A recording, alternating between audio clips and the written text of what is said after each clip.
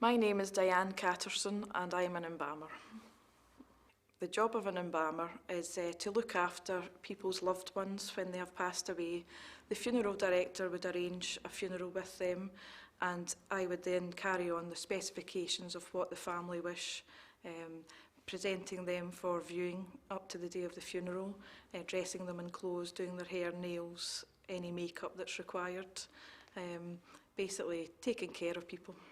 I think people should be aware of what an embalmer does. It's not like the Egyptians where they would use a hook to take out people's brains and things like that. There's nothing like that. It's a very modern thing now. It's a modern art, and we do take a lot of pride in what we do.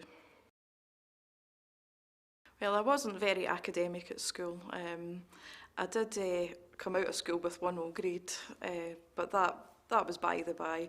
I was always interested in, when I seen a hearse going by, I always was fascinated what's involved when the chaps with their top hats on, the coffin in the back of the hearse. I always just stopped and stared. So I always knew there was a fascination with the funeral business.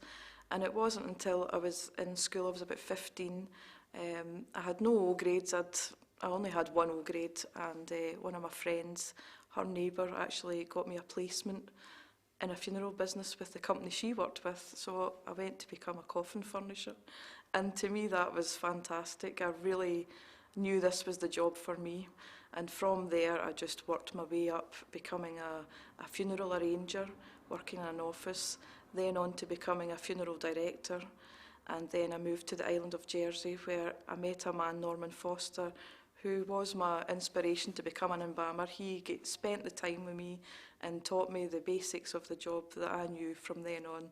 That was my destination. There has been a few serious, really serious moments in my life. The Dunblane disaster was one of them, which to me was horrendous. I never want to experience that again. Not being able to give a reason to this family why anything's happened to their children, you know, it's inexplicable, you know, there's nothing that you can say to them to make them feel better. But it does bring you closer to the people you work with.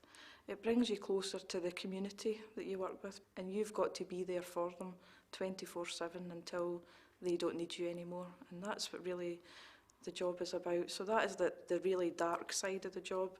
But then on the lighter side of the job, for instance, a lady brought in teeth for her husband and then realised it was her own.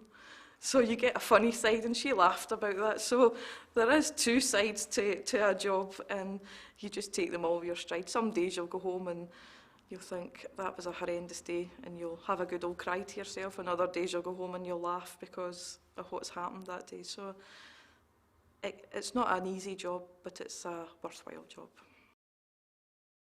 To let people understand why a job like this is important and why they think people should do it, is because it gives you great satisfaction helping people. You want to be there to help them in their final moments.